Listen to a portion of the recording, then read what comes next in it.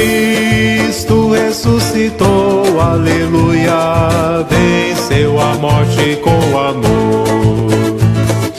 Cristo ressuscitou. Caríssimos irmãos e irmãs, que bom te encontrar neste novo dia, nesta sexta-feira.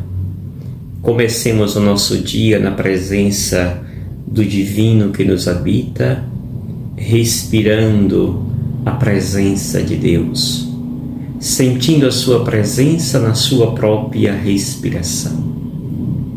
É nela que Deus se manifesta.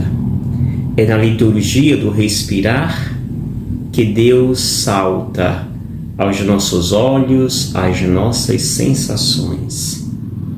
E é mais do que preciso de que todos os momentos da nossa existência sejamos testemunhas desta presença. Sejamos testemunha dos sinais visíveis da presença do Filho de Deus em nós.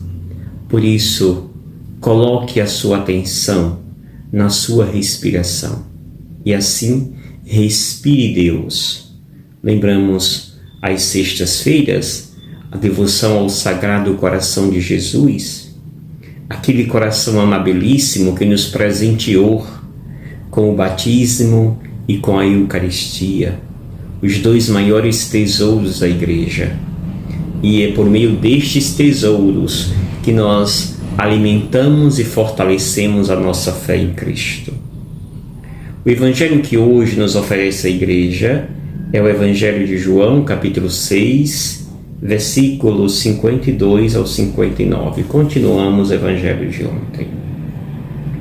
Naquele tempo, os judeus discutiam entre si, dizendo: como é que ele pode dar a sua carne a comer? Então Jesus disse: em verdade vos digo, se não comerdes a carne do Filho do Homem e não beberdes o seu sangue, não tereis a vida em vós. Quem come a minha carne e bebe o meu sangue tem a vida eterna, e eu o ressuscitarei no último dia. Porque a minha carne é verdadeira comida e meu sangue é verdadeira bebida.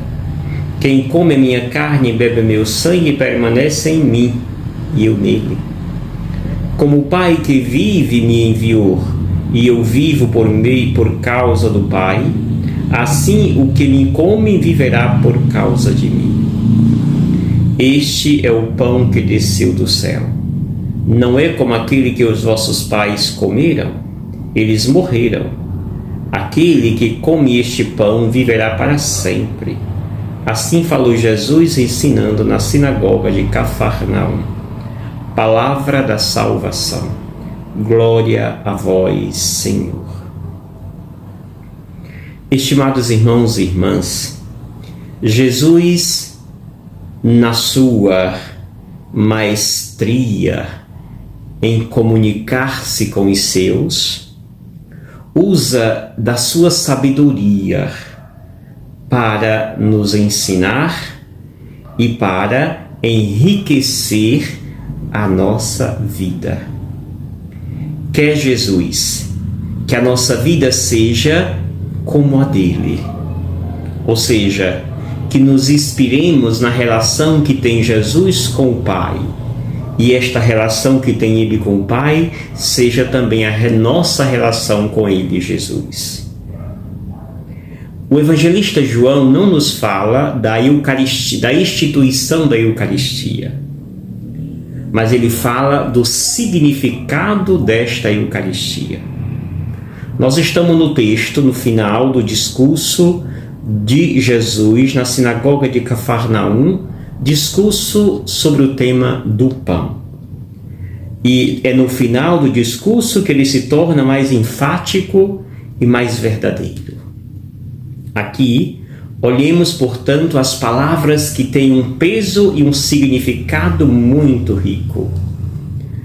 Por outro lado, nós temos aqui a comunidade judaica, que segundo João é aqueles que interpretam a lei. Eles estão entendendo de forma equivocada as colocações de Jesus.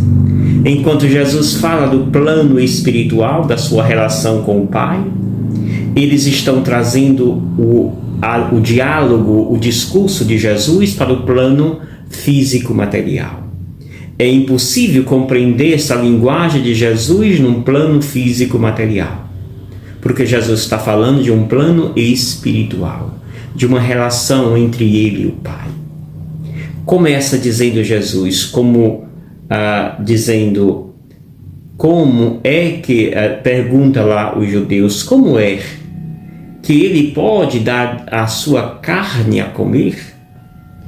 Eles entendiam que Jesus só estava falando da sua carne física. Jesus está falando da sua carne espiritual. E aqui Jesus vai dizer, em resposta àquilo que indaga os judeus: se não comerdes a carne do Filho do Homem e não beberdes o seu sangue, não tereis a vida em vós. Aqui é o primeiro conceito desse verdadeira carne e verdadeiro sangue. Está dizendo Jesus que esta carne e este sangue é caminho para a vida eterna, para a salvação. Quem não participa desta carne e deste sangue não terá vida em vós, diz Jesus. Segunda coisa, Jesus continua enfatizando o valor desta carne. E ele vai dizer que quem come minha carne e bebe meu sangue tem a vida eterna, e eu ressuscitarei no último dia. Porque, diz Jesus, a minha carne é verdadeira comida e o meu sangue é verdadeira bebida. E esta carne e este sangue ainda trará um outro sentido mais profundo, um sentido relacional. Quando diz Jesus, quem come a minha carne e bebe meu sangue permanece em mim e eu permaneço nele. Ou seja, quando comemos a carne e bebemos o sangue de Jesus, nós permanecemos unidos a Ele. Nos tornamos o próprio Jesus, porque a sua carne se entrelaça à nossa carne. E já não se sabe quem é Jesus, quem sou eu, porque a sua carne se entrelaça à minha carne. E diz ele, assim como existe uma intrínseca relação entre ele e o Pai, que se dá por meio desta relação espiritual, assim também quem come esta carne e bebe meu sangue terá esta relação entre eu e ele. Pois esta relação que o Filho tem com o Pai, ele estende para conosco. Ou seja, a mesma relação que tem Jesus com o Pai é esta mesma relação que ele transfere para nós, quando aceitamos participar da sua carne e do seu sangue. É uma linguagem que parece muito difícil, filosófica, mas na verdade é muito simples.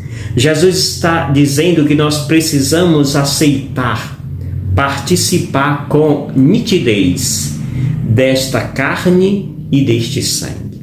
Ou seja, participar definitivamente de tudo que é Deus, da totalidade que é Deus. E aí diz ele que este pão, esta carne e este sangue é diferente daquele pão que os vossos pais, referindo aos judeus, comeram no Antigo Testamento, o famoso maná. Aquele pão que eles comeram não dava a vida eterna, porque eles morreram. No entanto, este pão que agora vos ofereço, esse sim, aquele que come este pão viverá para sempre.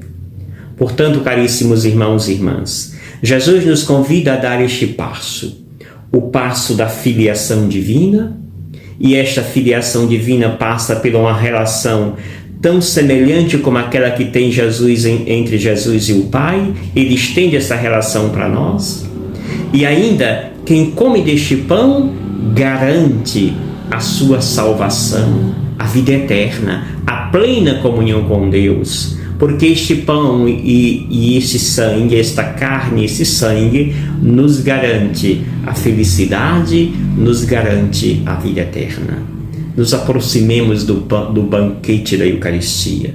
E deixemos que esse banquete, no seu significado mais profundo, nos faça participante verdadeiro deste banquete que nos oferece Jesus, o pão da vida, o verdadeiro pão que salva, que nos dá uma plena relação com Deus e que nos garante a salvação e a paz.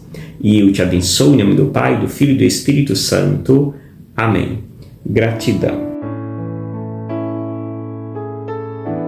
Obrigado, Senhor, porque és meu amigo.